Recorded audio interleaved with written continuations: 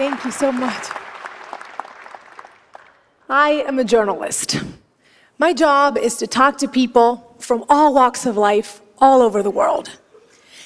Saya adalah seorang jurnalis. Pekerjaan saya adalah berbicara dengan orang-orang dari semua lapisan masyarakat di seluruh dunia. Today I want to tell you why I decided to do this with my life and what I've learned. Hari ini saya ingin memberitahu Anda mengapa saya memutuskan untuk melakukan hal ini dalam hidup saya dan apa yang telah saya pelajari. My story begins in Caracas, Venezuela, in South America, where I grew up. A place that to me was and always will be filled with magic and wonder.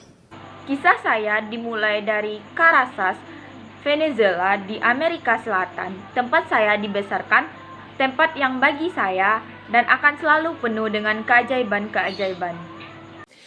From a very young age, my parents wanted me to have a wider view of the world.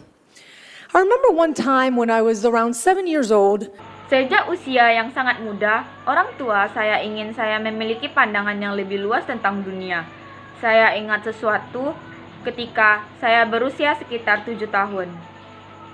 My dad came up to me and said, "Mariana, I'm going to send you and your little sister, who was 6 at the time, to a place where nobody speaks Spanish. I want you to experience different cultures." Ayah saya menghampiri saya dan berkata, "Mariana, saya akan mengirimmu dan adik perempuanmu, yang saat itu berusia 6 tahun, ke tempat di mana tidak ada orang yang berbicara bahasa Spanyol. Saya ingin kalian merasakan pengalaman budaya yang berbeda."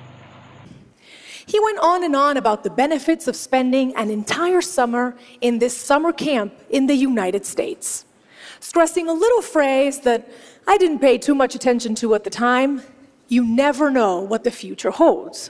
Dia melanjutkan tentang manfaat menghabiskan seluruh musim panas di perkemahan musim panas di Amerika Serikat.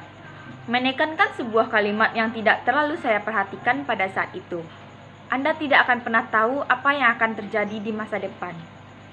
Meanwhile, in my 7-year-old mind, I was thinking we were going to get to summer camp in Miami. Sementara itu, dalam benak saya yang berusia 7 tahun, saya berpikir kami akan pergi ke perkemahan musim panas di Miami. Maybe it was going to be even better, and we were going to go a little further north to Orlando, where Mickey Mouse lived. I got really excited.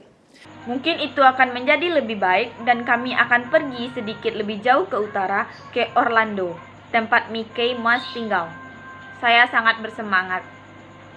My dad, however, had a slightly different plan. From Caracas, he sent us to Brainerd, Minnesota. Namun, ayah saya memiliki rencana yang sedikit berbeda. Dari Caracas, dia mengirim kami ke Brainerd, Minnesota.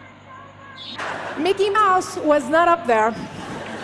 And with no cell phone, no Snapchat or Instagram, I couldn't look up any information. We get there, and one of the first things I noticed was that the other kids' hair was several shades of blonde, and most of them had blue eyes. Mickey Mouse tidak ada di sana, dan tanpa ponsel, tanpa Snapchat atau Instagram, saya tidak dapat mencari informasi apapun. Kami tiba di sana, dan salah satu hal pertama yang saya perhatikan adalah rambut anak-anak lain berwarna pirang, dan sebagian besar dari mereka memiliki mata biru. Meanwhile, this is what we looked like. The first night, the camp director gathered everyone around the campfire and said, "Kids, we have a very international camp this year. The Atencios are here from Venezuela." Sementara itu, seperti inilah penampilan kami. Pada malam pertama, direktur perkemahan mengumpulkan semua orang di sekitar api unggun dan berkata, "Anak-anak, kita mengadakan perkemahan internasional tahun ini. Keluarga Atencio dari Darik, Venezuela." The other kids looked at us as if we were from another planet. They would ask us things like, "Do you know what a hamburger is?" Or, "Do you go to school in a donkey or a canoe?" I would try to answer in my broken English, and they would just laugh. And I know they were not trying to be mean. They were just trying to understand who we were and make a correlation with the world they knew.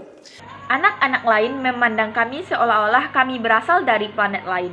Mereka akan bertanya kepada kami hal-hal seperti, apakah kamu tahu apa itu hamburger?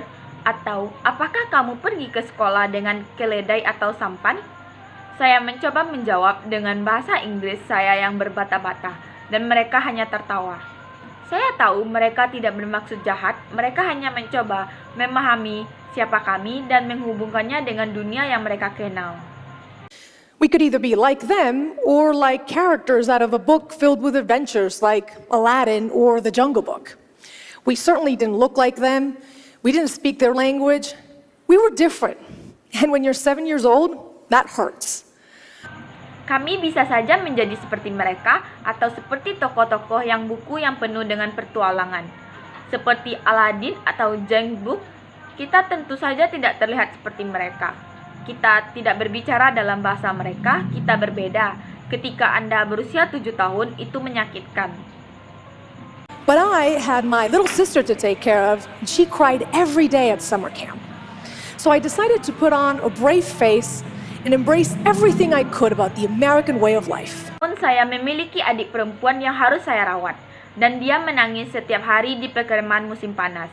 Jadi saya memutuskan untuk memasang wajah berani dan merangkul semua yang saya bisa tentang cara hidup orang Amerika.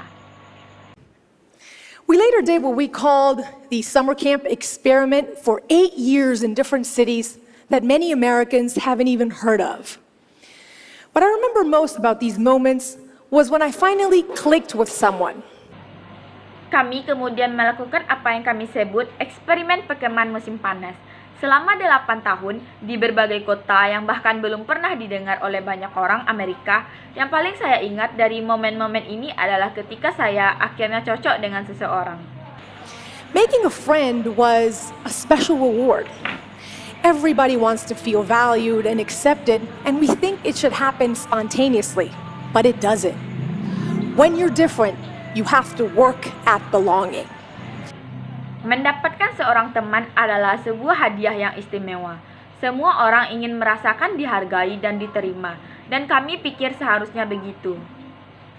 You have to be either really helpful, smart, funny, anything to be cool for the crowd you want to hang out with.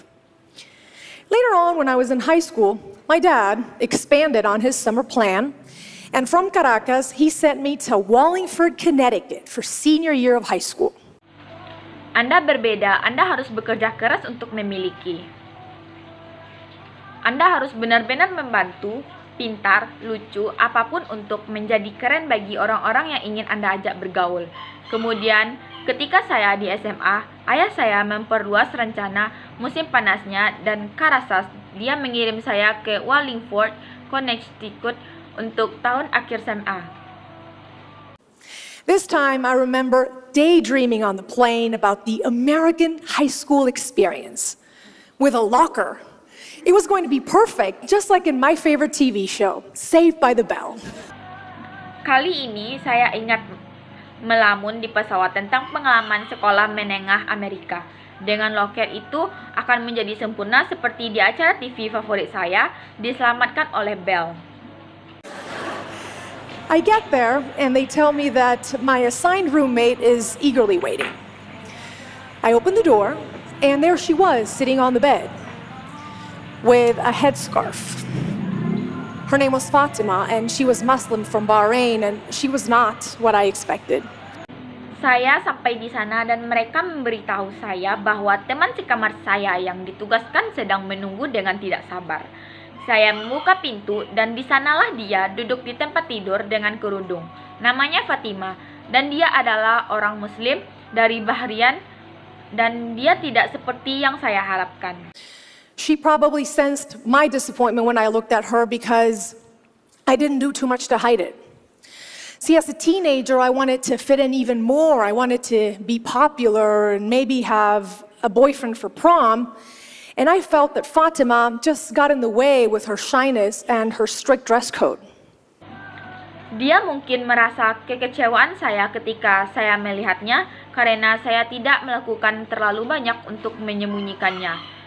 Lihat, sebagai seorang remaja, saya ingin lebih cocok, saya ingin lebih populer, mungkin punya pacar atau prom, dan saya merasa bahwa Fatima menghalangi rasa malu aturan berpakaian yang ketat.